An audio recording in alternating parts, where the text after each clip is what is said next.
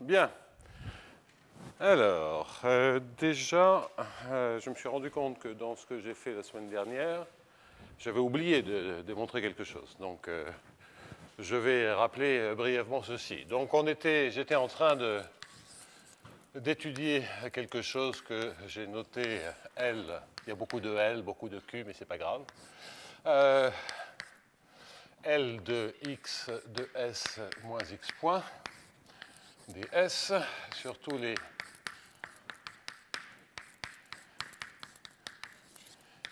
et donc, on est toujours dans le cas où je vais mettre des hypothèses sur, et au fond, indiquer directement les hypothèses sur LPP, c'est-à-dire la dérivée seconde de L par rapport à la deuxième variable, L étant une fonction régulière, supérieure à mu fois l'identité, inférieure à mu fois l'identité, nu et mu étant strictement positifs.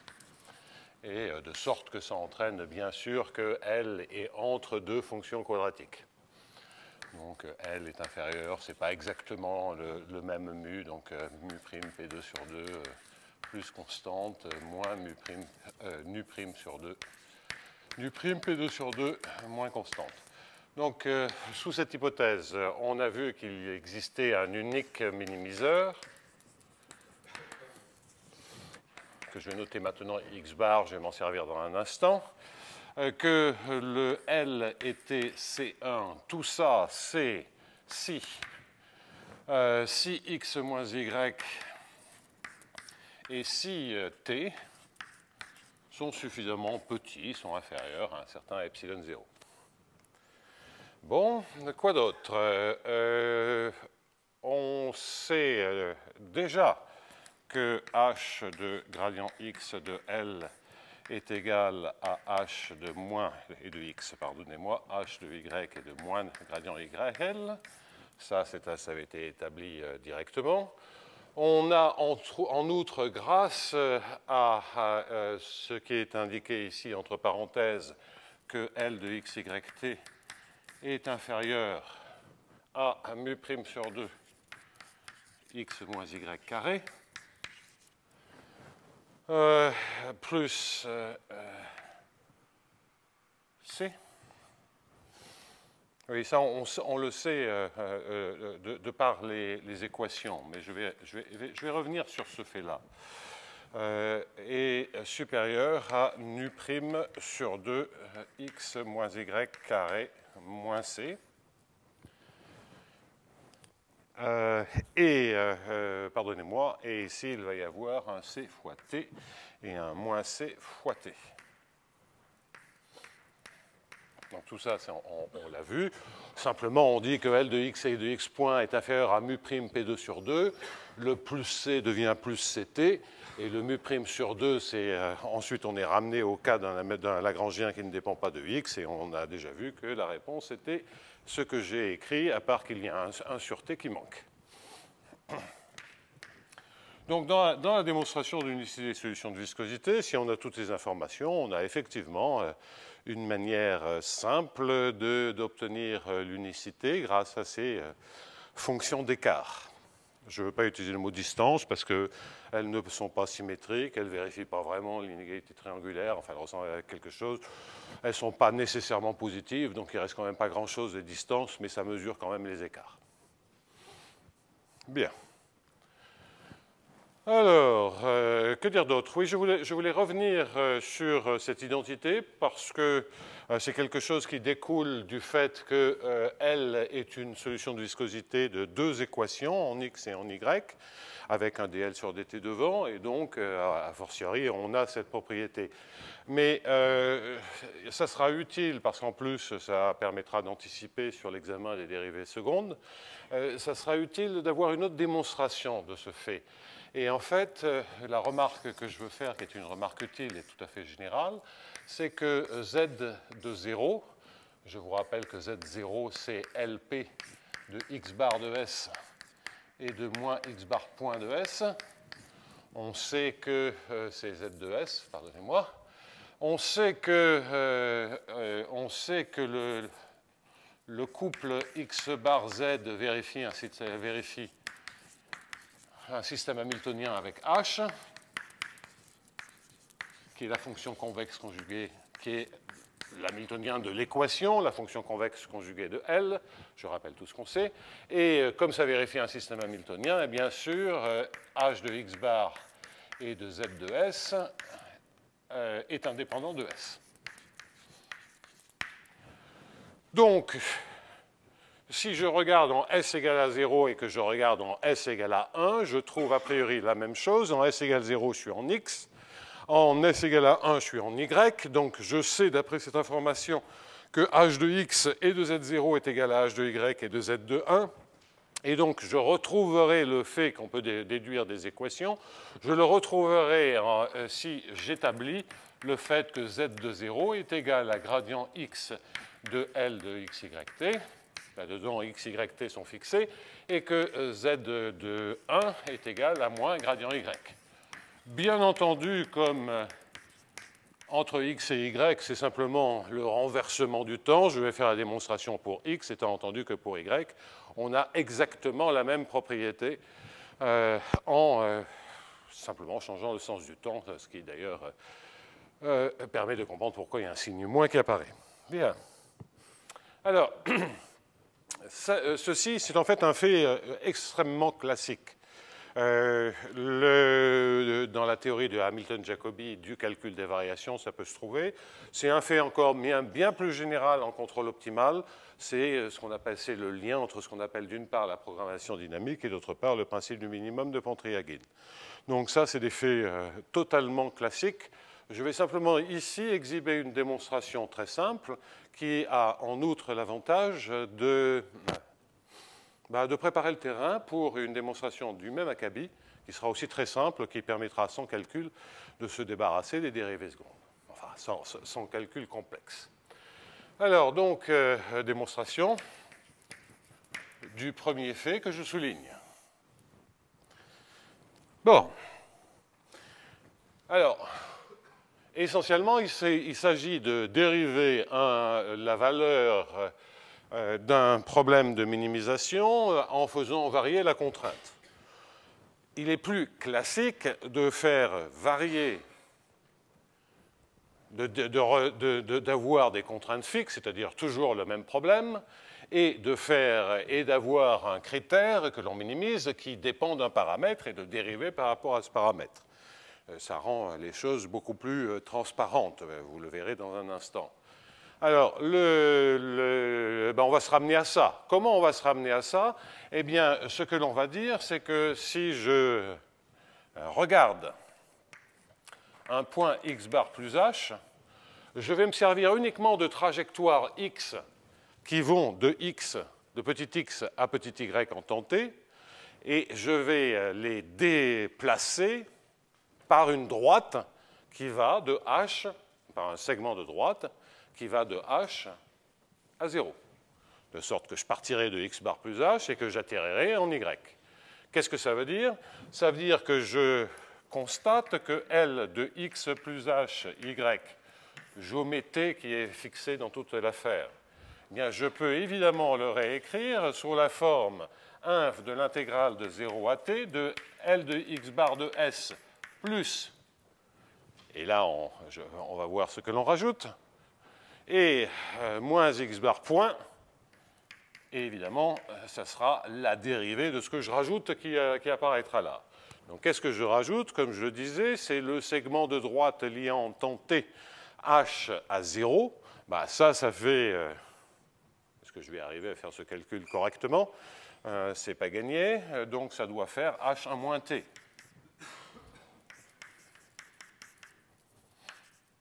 On vérifie. Ça va bien de h à 0, oui. Donc, x plus h à moins t, j'aurais pu établir les deux dérivées d'un coup en faisant une double variation, mais bon, c'est vraiment pas le point. Et ici, que se passe-t-il? Je dois prendre moins la dérivée en temps de ceci, et je récupère donc plus h. dt. Là, maintenant, et c'est l'inf, pardonnez-moi, sur tous les x. C'est simplement cette observation. Là, vous voyez maintenant que je suis en train de manipuler toujours le même ensemble de courbes, puisqu'elles partent toutes au point X et arrivent toutes au point Y. Alors, à ce moment-là, on a les théorèmes généraux de dérivation. En fait, un infimum comme ça n'est pas nécessairement dérivable, mais on sait déjà qu'il est dérivable, puisqu'on a établi par ailleurs que c'était C1. Sinon, on sait identifier le surdifférentiel à travers les dérivés du critère sur l'ensemble des points de minima. Donc ça, c'est du calcul différentiel tout à fait élémentaire. Là, en l'occurrence, c'est beaucoup plus simple parce que ce que je vais dire, c'est que L de x plus h et de y est partout inférieur à la quantité qui est là, qui est l'intégrale de 0 à t de L de x bar plus h1 moins t moins x bar point plus h ds, dt, oui, ds. Ça ne serait pas plus mal d'avoir un s ici, parce que ça fait beaucoup de t quand même. Et là, c'est 1 moins s, de sorte que, et c'est t moins s. Voilà, j'y arrive. Donc, en temps s égale t, on arrive Non, c'est toujours pas ça, je vais y arriver. En temps s égale à 0, je dois être, donc c'est 1 moins s sur t. Ce que j'ai écrit avant, c'était pour t égale à 1. Donc là maintenant, comme je me suis déjà passablement planté, il faut que je sois sûr que je ne me trompe pas. En s égale à 0, je suis bien en x plus h. En s égale à t, je suis bien au même point que la courbe initiale, à savoir y. Et là, qu'on soit bien clair, c'est x de s. Bien, donc moins x bar, évidemment, je dois corriger là-dedans. 1 moins s sur t, et puis ici, je dois mettre h sur t. Bien. OK.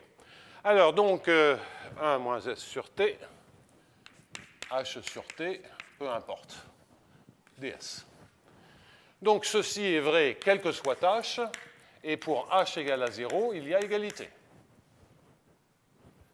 Puisque x bar est la courbe minimale, c'est la définition, enfin, il y a donc égalité. Donc, qu'est-ce que ça veut dire? On sait que le gradient existe, et on a deux fonctions régulières, différenciables en tout cas, à savoir celle-ci et celle-là, et ce que l'on sait, c'est qu'elles se touchent, j'exagère, je force le trait, c'est qu'elles se touchent en h égale à 0 et qu'elles se comparent partout. Ça veut bien entendu dire que leurs gradients sont identiques. Donc, le gradient de x de L de xy est égal au gradient de ce bazar-là. C'est quoi le gradient de ce bazar-là? Écrivons-le. Le gradient en h égale à 0. Donc, ça fait évidemment Lx, le gradient par rapport à x, multiplié par 1 moins s sur t, plus 1 sur t, Lp.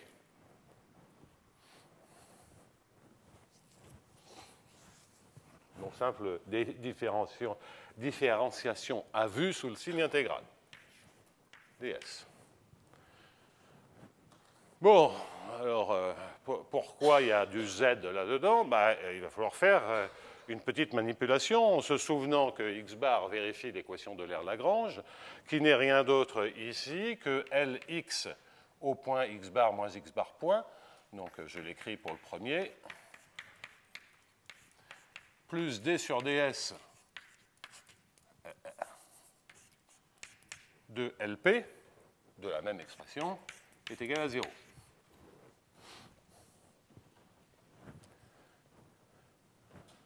De sorte que ici, qu'est-ce que vous reconnaissez? Bien, vous reconnaissez, d'après l'équation de L'Euler-Lagrange, vous reconnaissez moins d sur ds de Lp.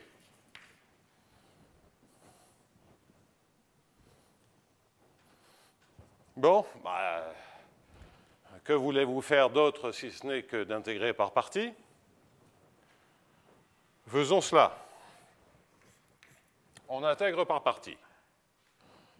Les termes de bord, c'est moins Lp, 1 moins s sur t en t, qui vaut 0, puisque 1 moins t sur t, ça vaut 0, et moins la valeur, comme il y a déjà un moins devant, ça fait plus, la valeur en 0, c'est-à-dire Lp de x bar de 0 et de moins x bar point de 0.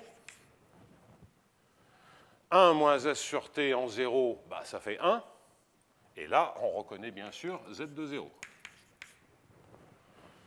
Donc, si ce que j'ai dit est correct, le reste, c'est-à-dire le reste de l'intégration par partie, doit me donner 0. Bah, vérifions cela. Donc, j'intègre par partie. Maintenant, il n'y a plus de termes de bord. On remplace ça par l'intégrale de 0 à t, LP. Alors, il y a un premier signe moins qui vient de l'expression même de l'intégrant. Il y a un deuxième signe moins qui vient de l'intégration par partie. Et il y a un troisième signe moins qui vient de quand on intègre par partie de la dérivation de moins s sur t. Donc ça me fait bien, la dérivée de moins s sur t, c'est moins 1 sur t. Donc ça me fait bien moins lp sur t plus 1 sur t lp. Oui, c'est ça, t lp ds. Et ça vaut 0. Donc voilà pourquoi effectivement z0 est égal au gradient x. Il n'y a rien de miraculeux là-dedans, il y a des raisons plus profondes. Je vous ai donné simplement un petit argument très simple qui explique la relation entre z et le gradient. Et je le répète, ce sont des phénomènes totalement généraux du calcul des variations et même plus généralement du contrôle optimal. Les trajectoires optimales satisfont un système hamiltonien pour du contrôle déterministe. En tout cas, il y a des choses comme ça en stochastique, mais c'est plus compliqué. Et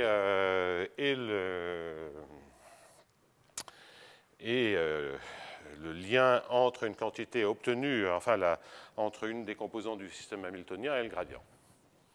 Donc ça, c'est totalement général. En contrôle, enfin, quand on n'a pas de la régularité, c'est plus compliqué. Mais là, on a des solutions C1, une unique courbe minimisante. C'est le cas rêvé. Donc voilà pourquoi, effectivement, on a maintenant des fonctions, si on remplace t par epsilon, on a des fonctions qui font exactement le même boulot que x moins y au carré sur epsilon. OK. Et donc, on a, sans coup férir, une méthode différente de prouver l'unicité des solutions de viscosité pour des équations générales qui dépendent de x, qui est stable, robuste, même si on a des dépendances temporelles, des forcings temporels, épouvantables. C'est ce que j'ai déjà indiqué, je ne reviens pas là-dessus. C'était mon zeta point, où zeta est une fonction continue. Aucun besoin de régularité. Enfin, il n'y a besoin de presque pas de régularité temporelle, puisque on peut mettre un forcing temporel devant le h qui est la dérivée d'une fonction continue quelconque. Ce n'est pas tout à fait n'importe quoi, mais c'est quand même très irrégulier. Bien. Alors, je rajoute une petite information, une autre remarque. C'est que je fais un petit retour sur cette histoire, donc méthode d'unicité très robuste, c'est que cette méthode va s'étendre, enfin le même L va fonctionner, marche, pour tout hamiltonien F qui est en involution avec H. Donc ça, je vous ai déjà indiqué la semaine dernière que c'était le cas dès que les hamiltoniens étaient indépendants de x, quand ils étaient trivialement en involution, ce qui veut simplement dire fxhp moins fphx égale 0. Que c'était donc le cas pour tous les hamiltoniens indépendants de x, et que, comme cas particulier et dans certaines situations, on n'a que ça en plus, eh bien, ça marche pour un psi de h.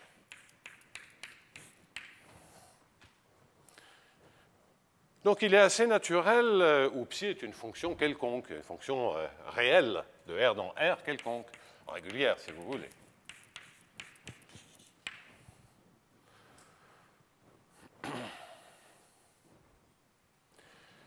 Et donc, bien entendu, si on part d'un H qui n'est pas convexe,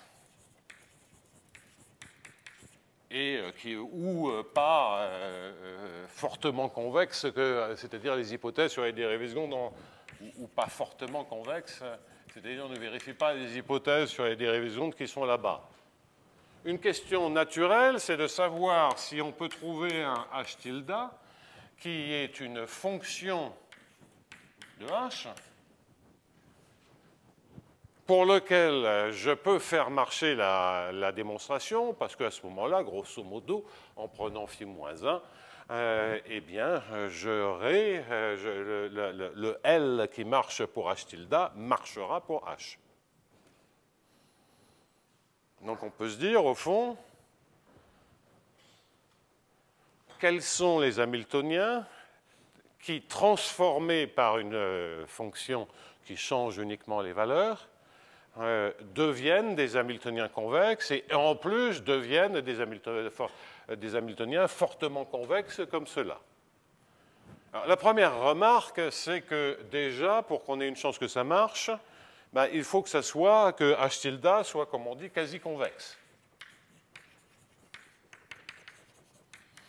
Qu'est-ce que ça veut dire ça? Quasi-convexe, ça veut dire que les zones de niveau de h tilde doivent être des ensembles convexes.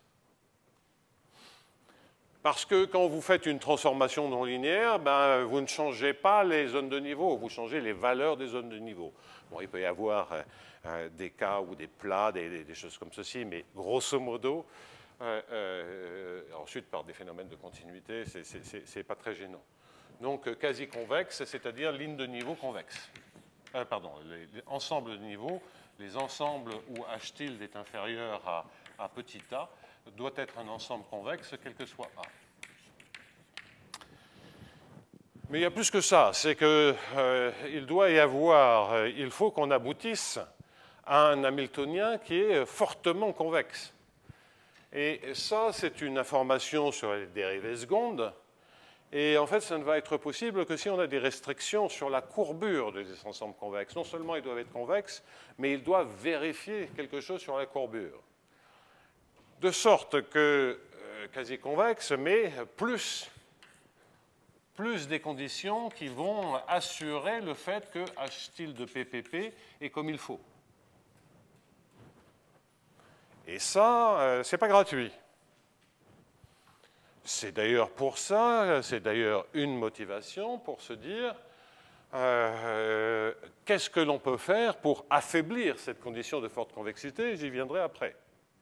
Ce n'est pas uniquement pour faire des choses générales.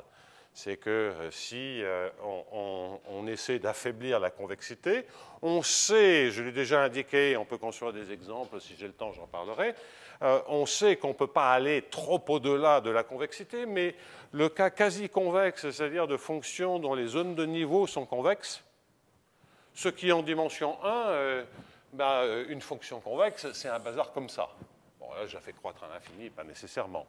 Une fonction quasi-convexe, ça peut être, ça c'est quasi-convexe, parce que toutes les zones de niveau sont des intervalles. Donc c'est quand même beaucoup plus général. Donc ça interdit quand même, vous voyez que ça décroît, ça atteint un minimum, ça recroît, ça c'est assez typique du quasi-convexe. En dimension 1. Donc c'est quand même une restriction sérieuse, mais ainsi que comme je l'indiquais auparavant, là, il n'y a pas le choix. Hein. Enfin, ça, on verra ça plus tard, mais si j'ai le temps. Mais on ne peut pas s'affranchir complètement d'une hypothèse structurale qui ressemble à de la convexité, de la quasi-convexité. Néanmoins, cette histoire de dérivée seconde, on va le faire en dimension 1, ce sera beaucoup plus clair à comprendre ce qui se passe. C'est que h est quasi-convexe, donc pensez que vous avez une fonction qui ressemble à ça, et vous vous demandez quand est-ce que je peux rendre par une bonne fonction phi, quand est-ce que je peux la rendre non seulement convexe, ça, modulo des dégénérescences, c'est toujours possible, et en revanche, quand est-ce que je peux la rendre fortement convexe? Et ça, c'est plus pénible. Alors, en dimension 1, phi de h secondes, il y a des informations comme cela en dimension supérieure, simplement au lieu d'avoir des h secondes qui flottent, il faut regarder les courbures associées aux ensembles de niveaux. Donc, ce que vous voyez apparaître, c'est évidemment phi' de h, h seconde,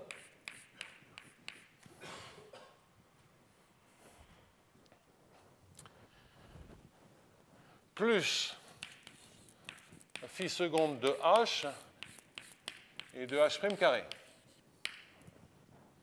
Donc, je ne vais pas faire de démonstration, c'est juste vous faire sentir ce qui se passe. Ce n'est pas un point très important. C'est juste un point qui justifie que la forte convexité, c'est peut-être agréable mathématiquement, mais c'est quand même une hypothèse très restrictive.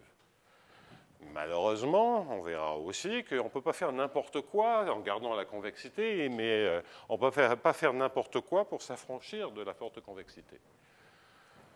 Voilà, donc vous voyez bien ce qui se passe, vous regardez à un endroit où h vaut t.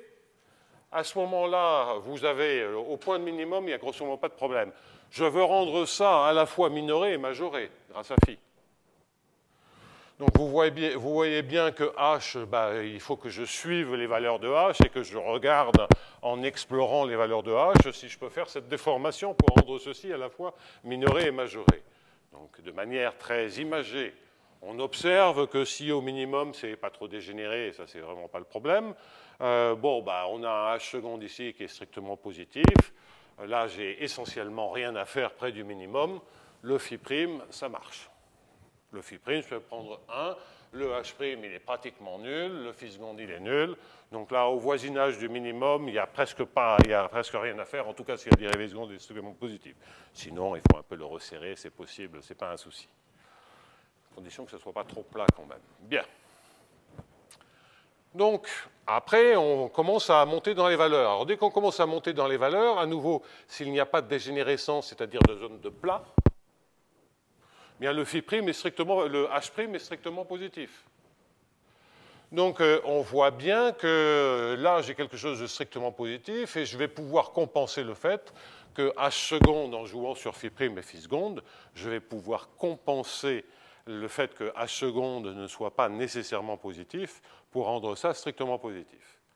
Donc déjà, si ce n'est pas dégénéré au minimum et s'il n'y a pas de plat, intuitivement, on se dit, c'est bon, on a toujours un terme qui est strictement positif, au minimum c'est celui-là, et ailleurs c'est là-bas.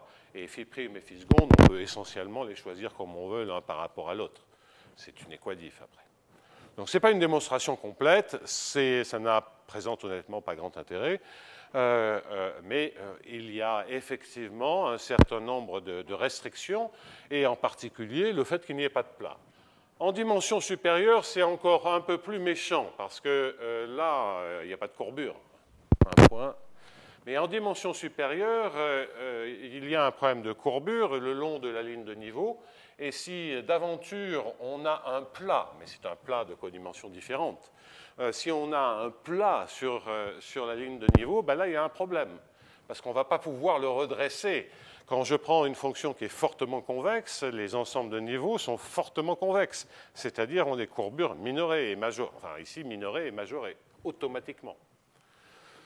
En fait, elles sont minorées et majorées en fonction, en 1 sur t, où t le niveau de la ligne de niveau. Mais si vous avez un plat, vous êtes fichu, parce qu'avec une fonction psi, donc pensez que vous avez une ligne de niveau comme ceci, eh bien sur cette zone-là, vous ne pouvez pas la changer. Vous ne changez pas les lignes de niveau en faisant un psi, en composant. Et donc si vous avez un plat, il n'y a aucune chance que ça marche. Donc ça c'est quand même un peu embêtant, parce qu'on se dit, c'est quelque chose de régulier, ça devrait peut-être marcher, peut-être. Mais en tout cas pas avec du fortement convexe. Bon, donc voilà la motivation essentielle pour se dire, on a quand même envie d'explorer beaucoup plus largement les Hamiltoniens de façon à savoir si cette stratégie peut fonctionner encore au-delà du cas qui est le premier cas naturel pour un problème de calcul des variations, c'est-à-dire un cas qui est modelé sur le cas quadratique. C'est exactement ce que ça veut dire. Hein, c'est minoré et majoré par des situations quadratiques. Donc, est-ce qu'on peut aller au-delà, sachant que cette remarque est loin de tout résoudre? On est donc amené à regarder, et c'est le deuxième cas que je vais regarder, bien regarder des situations qui sont différentes du point de vue de la convexité. Et je vais modeler maintenant, au lieu de modeler sur des carrés, je vais modeler sur des puissances dont l'exposant est différent.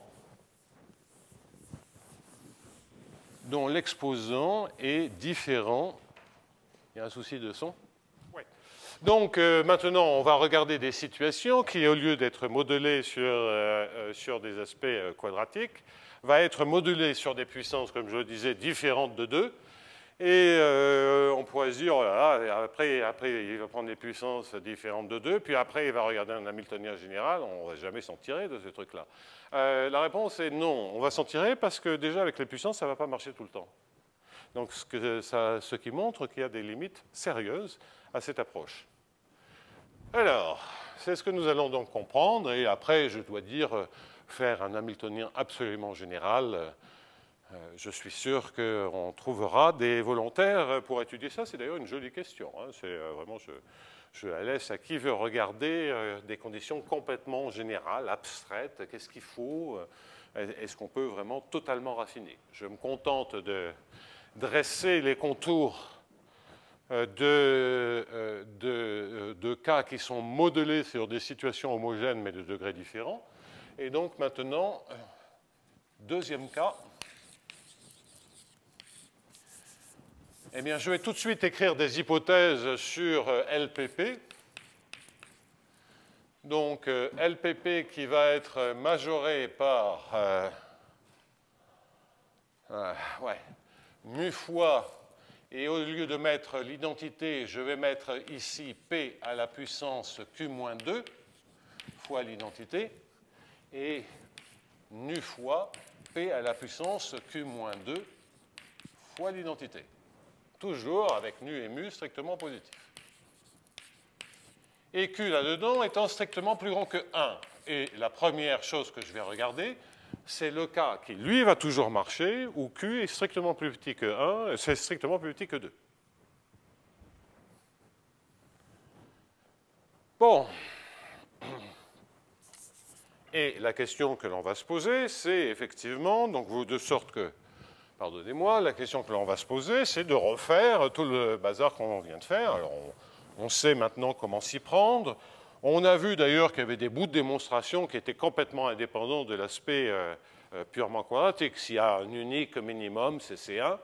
Bon, ça, c'est indépendant des hypothèses précises. Le fait que Z de 0 soit grand X de L, c'est totalement général. Nulle part, je me suis servi des hypothèses de modelées sur le quadratique. En revanche, là où je m'en suis servi, c'est bien entendu lorsque je parle d'unicité, bien entendu lorsque j'écris une telle inégalité, mais enfin ça, c'est pas le plus difficile à corriger. Donc on voit que l'essentiel de l'affaire, c'est quand même l'unicité. Tout le reste, grosso modo, il n'y a pas de problème. Je me contente uniquement d'écrire le fait que L est minoré par mu et majoré par mu prime P à la puissance Q plus constante. Ça, c'est le L de X et de P. J'ai quand même beaucoup de L.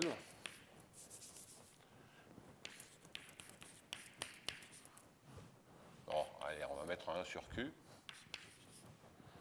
J'aurais dû employer la lettre M parce que des fois, je me suis servi de Q comme variable duale, mais aussi de Z. Donc, je vais essayer maintenant de garder la variable duale Z. Alors, ça, c'est assez fréquent que lorsqu'on fait, on fait un cours au tableau, on ait quelques notations qui se répètent. Je m'étais lancé là-dedans, donc c'était trop tard. Et puis je me dis, mais c'est pas grave, il suffit de voir ce qu'il y a à l'intérieur. Et puis j'ai même un argument bien meilleur, donc je vais m'abriter derrière une autorité morale. C'est Jean-David Benamou qui me disait ça la semaine dernière, qui me disait, oui, en fait, c'est ce que Ivar Eklund disait toujours, c'est que c'est très bon d'avoir quelques confusions dans les notations dans un cours de maths, parce que ça maintient l'audience éveillée. Bon. Je suis moyennement convaincu par l'argument, mais enfin, je le répète. Quoi qu'il en soit, voici le L, les hypothèses sur L, d'où on déduit des hypothèses sur un autre L de x, y, t, d'où on déduit les propriétés suivantes sur un autre L, qui est mu'. Je ne sais pas pourquoi je réfléchis. Mu' sur q, il n'y a aucune difficulté. X moins y à la puissance q, divisé par t à la puissance q moins 1, plus c fois t. Et la minoration étant par nu' sur q, x moins y sur q à la puissance, divisé par t à la puissance q, moins 1, moins ct. Qu'est-ce que je suis en train de dire? C'est simplement que vous remplacez dans la minimisation, vous remplacez dans la formule de minimisation le L par son majorant et par ce minorant. Et ça, on a déjà vu que lorsqu'il n'y a pas de dépendance en x, c'est exactement l'expression. Bien. Donc, à nouveau, en termes de démonstration de l'unicité des solutions de viscosité, c'est quelque chose qui mesure les écarts. Lorsque vous remplacez t par epsilon, ça vous force à regarder des x qui sont proches de y, et les petites perturbations en c epsilon, de toute façon, sont destinées à tendre vers 0, et ça ne pose aucun problème. Bien. Ensuite, donc, il y a une question et une seule question. On aura la même question, d'ailleurs, pour un Hamiltonien général ou pour un Q plus grand que 2. Si on a des majorations et des minorations, bouffe, par des choses qui sont indépendantes de X, on a des majorations et des minorations de L. Ça, c'est totalement général. L'existence est très, très, très générale. L'unicité est le problème qu'il va falloir affronter aussi bien pour Q égale plus petit que 2 que pour Q plus grand que 2. Donc, la question que je posais sur une théorie générale, c'est en fait uniquement lié à l'unicité. Après, tout le reste est vrai, avec des hypothèses faciles à mettre en œuvre. Alors, on peut toujours faire des extensions généralisées, toujours possible. La question, c'est est-ce qu'il y a vraiment quelque chose de propre et d'assez général et pas des milliers de cas différents. Bon, je ne sais pas. Comme on va le voir, pour Q plus grand que 2, ça se complique. Donc, j'écris en gros unicité, et dans un instant, quand je regarderai unicité de la trajectoire minimisante, puisqu'on sait qu'il en existe, qu'elle vérifie toujours le même système hamiltonien, et patati et patata. Enfin, les mêmes équations de Lagrange, et après, et que le xz vérifie le système hamiltonien. Alors, pour démontrer l'unicité, une autre question qui m'a été posée à la fin du cours, c'est de dire, mais pourquoi pour regarder l'unicité, tu ne travailles pas sur le système hamiltonien? On peut travailler sur les équations de Lagrange, on peut travailler sur le système hamiltonien et démontrer exactement le même genre de résultat d'unicité, et comme par hasard, les estimations cruciales pour ce faire sont les mêmes. Donc il n'y a aucun changement, aucun gain, enfin en tout cas j'en ai vu aucun, à s'y prendre. Mon espoir, et là ce n'est pas vraiment probant, mon espoir est simplement que dans un problème de minimisation, c'est au niveau du problème de minimisation qu'on demande le moins de régularité. L'équation de Lagrange demande déjà un cran de plus de régularité, et si on veut analyser l'équation de Lagrange, regarder le linéarisé, ça demande un autre cran de régularité. Alors vu la manière dont je m'y suis pris avec des dérivées secondes, ce n'est pas probant. Mais potentiellement, je reste absolument convaincu que le problème de calcul des variations est celui qui est le plus économique en termes d'hypothèse de régularité. Bon. Et il y a certainement des choses beaucoup plus malines à faire que d'y aller comme une brute, comme je l'ai fait.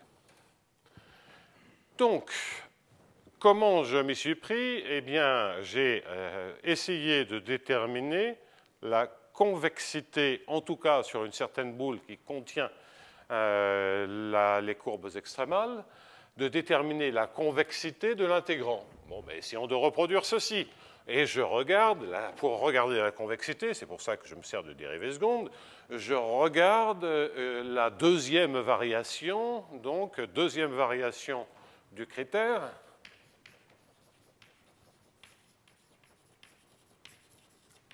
Dans une direction d'une courbe donnée xi, qui, bien entendu, pour respecter les contraintes, va partir de 0 pour finir en 0.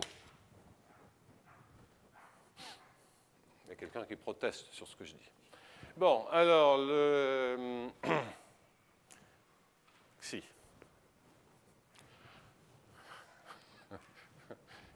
Il n'aime vraiment pas mon cours. Bien.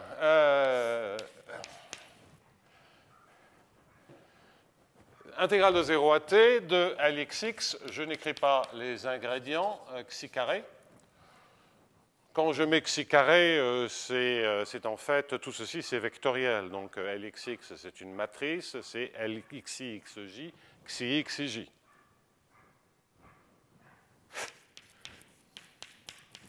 Plus, bon il doit bien avoir un 2, Lxp, xi, xi point.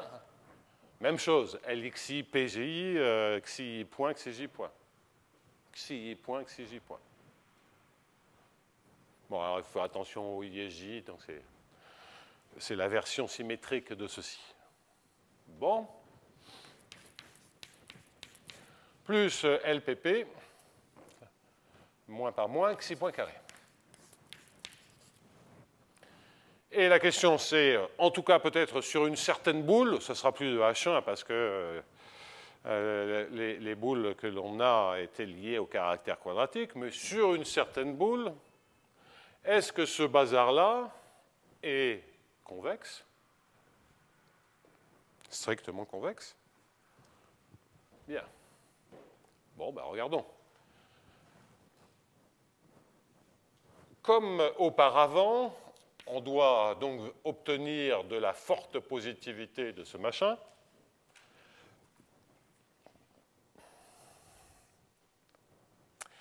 Et d'ailleurs, au passage, prendre des variations xi qui sont typiquement dans H1. Quoi qu'il en soit, supérieur à nu, l'intégrale de 0 à t.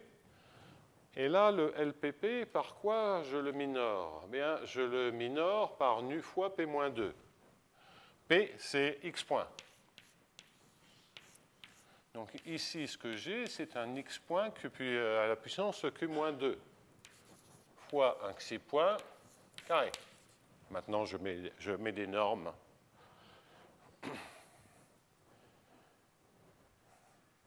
Vous me direz, oui, bon, mais un petit peu attention à ça. Oui, il faut faire un tout petit peu attention à ça parce que, effectivement, Q est plus petit que 2. Et donc, lorsque x point s'annule, qu'est-ce qui se passe? Ben, si x point s'annule sur un ensemble de mesures positives, cette intégrale vaut plus infini, c'est tout. Les fonctions positives, il n'y a pas de souci particulier. Donc là, ne vous faites pas de soucis sur cet aspect-là. Plus 2LXP. Alors, j'ai oublié néanmoins de rajouter des hypothèses. Donc, c'était des hypothèses que j'avais déjà indiquées sur... Ça, je peux l'effacer. C'est des hypothèses que j'avais déjà indiquées pour le problème de minimisation.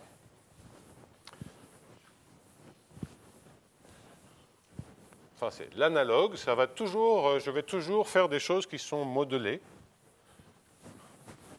Ah, il faudrait que j'écrive plus légèrement parce que j'ai vraiment du mal à effacer ce bazar-là.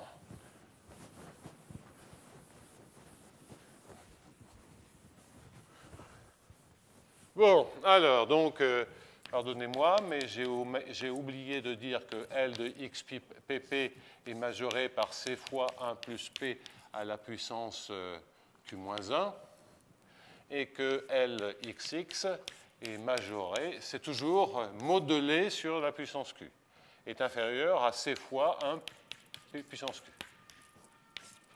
Quand je dérive un x, ça ne change rien à la croissance maximale. Quand je dérive en P, ça descend d'un cran. C'est des comportements naturels. De sorte que maintenant, je vais pouvoir tout rejeter, et je commence par le Lxx, tout rejeter dans un moins c, l'intégrale de 0 à t de 1 plus x point à la puissance q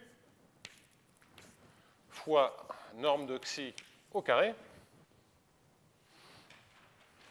Donc ça, c'est le Lxx. Et quant à celui-ci, vous voyez que c'est, je regarde les x points, c'est le plus dur, c'est x point à la puissance q moins 1 xi point. Et par Cauchy-Schwarz, je peux enlever, prendre un peu de ce terme-là et reporter tout le bazar dans l'autre. Donc, celui-là, c'est direct, et celui-là, c'est Cauchy-Schwarz entre ces deux termes. Donc là, je vais un peu vite, mais il n'y a pas de difficulté particulière.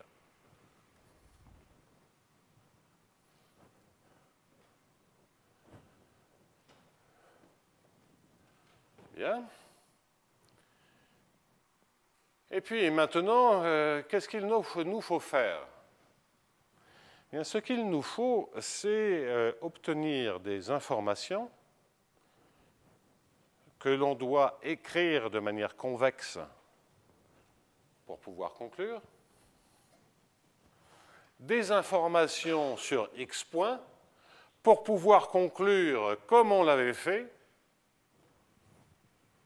dans le cas q égale à 2, en se servant d'une sorte d'inégalité de Poincaré, mais en fait d'une égalité bien plus simple. Hein, je vous rappelle que l'idée était de dire que xi de t, qui est égal à l'intégrale de 0 à t de xi point, la valeur absolue n'est pas indispensable, on part de 0, et donc ceci se majore, qui est xi de s, pardonnez-moi, l'intégrale de 0 à s de xi point est majorée par l'intégrale de 0 à t de xi point carré 1/2. Je majore brutalement par tout l'intervalle et je fais Cauchy-Schwarz, et j'ai ici du t 1/2. De sorte que je récupère une minoration par, on va garder bien comme ça en tête, le x point q moins 2 xi point carré, moins c fois l'intégrale de 0 à t de xi point carré. Oui. Je gagne un t. Et il reste que ceci est multiplié. Oui, donc là, j'ai sorti. Ça, c'est une majoration en tout point, donc c'est aussi le sup sur tous les s. Donc je majore cette intégrale par son sup. Xi carré est majoré par son sup, et il me reste. Ça, c'est ce que j'ai obtenu par Cauchy-Schwarz. Et tout ceci est donc multiplié par t, à nouveau, l'intégrale de 0 à t de 1, plus l'intégrale de 0 à t de xi point. Mais je vais laisser l'intégrale de 0 à t de 1 plus xi point, x point à la puissance q. Bien, nous y sommes presque. Donc c'est comme avant, on avait dans les arguments que j'avais fait dans le cas quadratique, c'est exactement l'expression que j'avais, simplement j'avais q égale à 2. Et c'est ici, et qu'est-ce que j'avais dit? J'avais dit q égale à 2, bah, donc on avait juste du xi point carré, et donc ici j'avais nu moins ct fois ceci, et je m'étais servi de l'énergie du problème de minimisation pour avoir une majoration de ceci, et ça m'avait permis de comprendre. Donc, pour obtenir une minoration, je dois avoir d'une part une majoration de ce terme-là, et une minoration de celui-ci, du x point à la puissance q moins 2. Donc majoration, ça va être l'énergie. Minoration, ça veut dire une majoration de x point, puisque q est plus petit que 2. Minorer x point à la puissance q moins 2, c'est en fait, découle d'une majoration sur x point. Donc ça, c'est une information beaucoup plus forte que simplement l'énergie. Mais on est sauvé parce qu'on a la conservation de l'hamiltonien. Après avoir indiqué ça, je le mets en place. Et je dis simplement que grâce aux hypothèses qui sont faites, je sais que l'intégrale de 0 à t de 1 plus x bar point, x point à la puissance q, on va mettre même la condition extrémale, la courbe extrémale, ds, et c'est un petit t. Eh bien, je sais, de par la minoration qui est encore ici, de L de x et de p, si je majore par ceci, vous voyez que tout ceci, ça fait c fois t plus, plus L de xy t. Donc, comment je m'y prends? Je dis simplement que L de x et de p est minoré par p à la puissance q. Le 1, il est dans le ct. Avec des constantes qui sont toutes dans le c. Le moins c qui est ici, quand je l'intègre de 0 à t, ça rentre dans le ct. Et donc, la seule chose qui me reste, c'est c fois L de xy t. Et ça, j'ai à nouveau une majoration, en notant toujours c, toutes les constantes indépendantes de tout ce que vous voulez. Eh bien, vous avez ici t plus L de xy t, ben, c'est la majoration qui est ici. Vous voyez que vous avez du ct, une constante, c'est dans le c. Et qu'est-ce qu'il vous reste? Il vous reste du x moins yq divisé par t à la puissance q moins 1. Donc ça, c'est à nouveau très général. C'est uniquement, et c'est mou, c'est uniquement la majoration et minoration. Donc ça, on a déjà cette information. Mais on a mieux que ça. On a mieux que ça, parce que qu'est-ce que l'on sait sur h? On sait que h de x et de z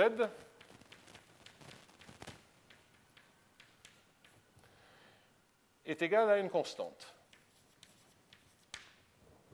Donc je vais appeler cette constante h de x bar de s et de z de s est égal à une constante. Je vais l'appeler a. Ça, c'est l'invariance de l'hamiltonien.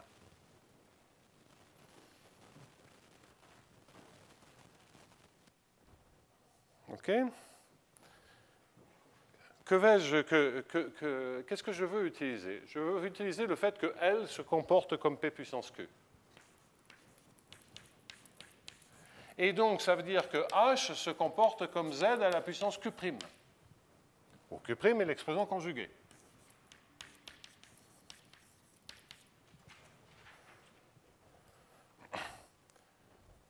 C'est comme dans les inégalités de Hölder. Hein. Les inégalités de Hölder, c'est aussi de la dualité pour la convexité. Bon.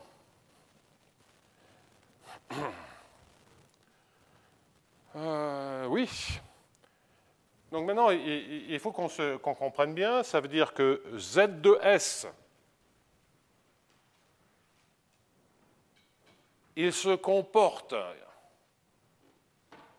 à la puissance Q', il se comporte comme du... Oui, Z de S à la puissance Q', il se comporte comme du A. Donc on va garder ça en tête. Puis après, il faut mettre des inégalités. La norme de Z de S se comporte comme du A. À la puissance, les puissances ne sont pas très très importantes, mais je vais les garder. C'est le fait que ce soit une constante qui est important. Ce que ça veut dire, c'est que le rapport, peut-être une manière plus convaincante de dire les choses, hein, c'est que si Z de S se comporte comme du A à la puissance 1 sur Q', ben, ça veut dire que toutes les tailles de Z sont comparables. OK? Sont comparables au sens, on ne peut pas en avoir un qui est borné et à un autre instant avoir quelque chose d'immense. Ce n'est pas possible. D'accord?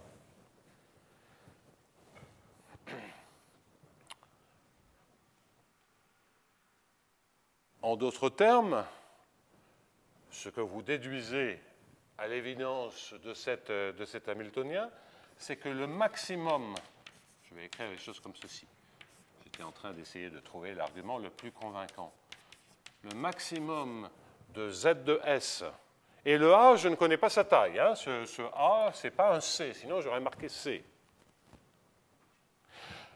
Le maximum pour S dans 0T de Z de S est majoré par C fois 1 plus le minimum de Z de S.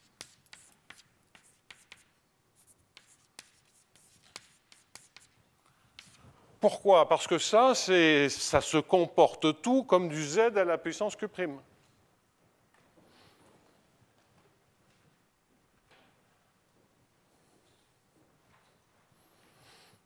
Donc s'ils sont tous très grands, ça veut dire qu'en norme, ils sont tous comparables.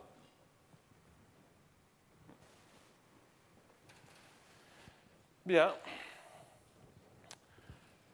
Et ça, vous voyez, ça ressemble à une sorte d'inégalité de Harnack, hein, le max qu'on majore par le min.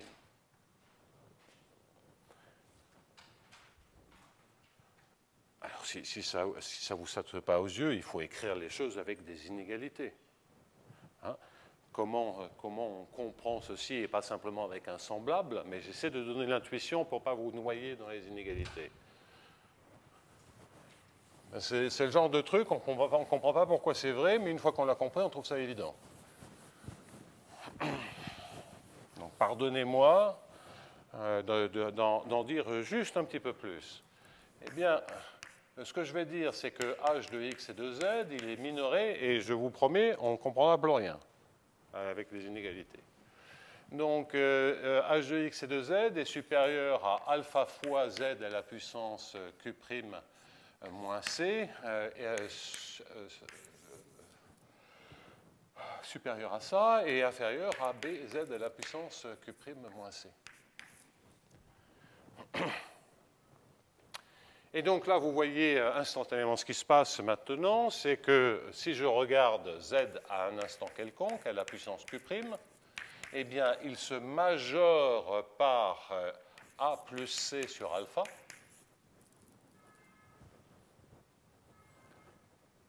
puisque h vaut a et que j'ai cette minoration. Mais également, il se minore. Il se minore par quoi? Donc je me sers de ceci, ça vaut A.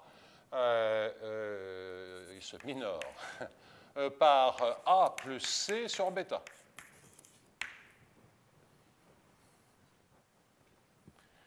Et donc vous voyez bien que l'inégalité entre le max et le min, elle est bien valable, puisque vous avez ici, hein, la seule difficulté, c'est si A devenait grand. Mais si A devient grand, les deux choses sont comparables à une constante près.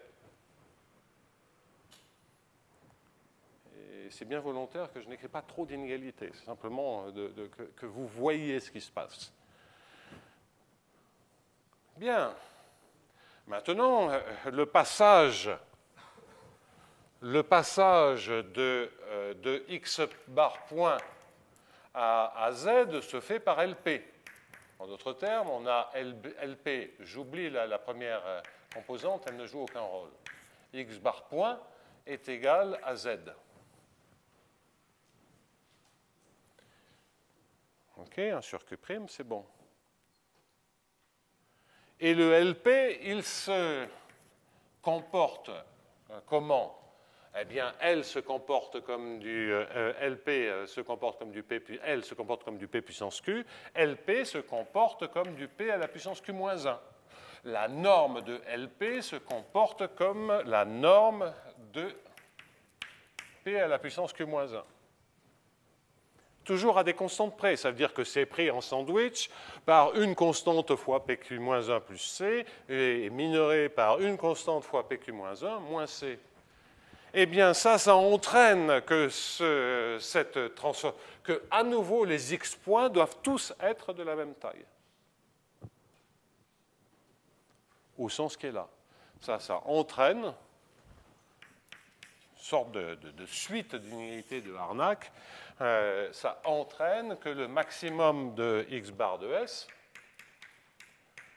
pour tous les S dans 0t, est majoré par C fois 1 plus le minimum.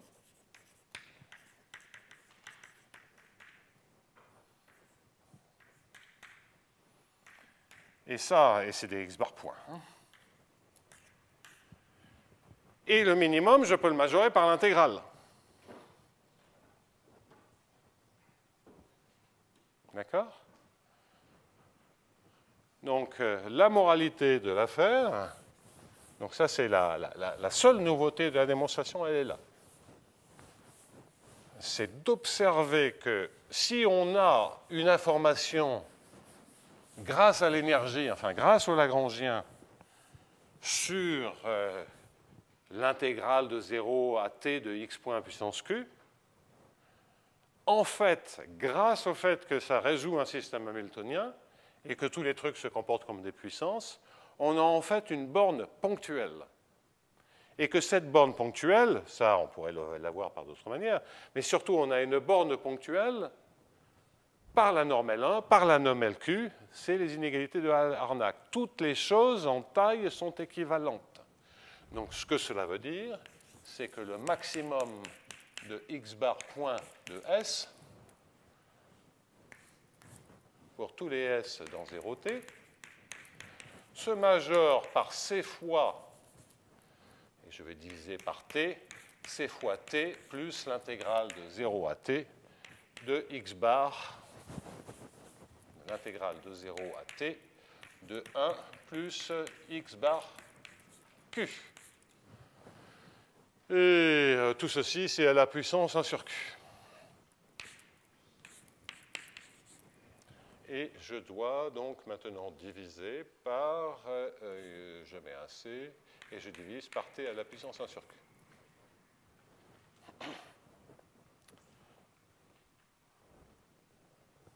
Vous comprenez bien ce que je suis en train de faire, c'est de faire sortir de cette quantité le plus explicitement possible. Donc là, ce que je suis en train de dire, c'est que quand le max est contrôlé par le min plus une constante, le max, il est contrôlé par n'importe quelle intégrale. Et d'ailleurs, cette intégrale, elle est équivalente au max. Ils sont tous équivalents.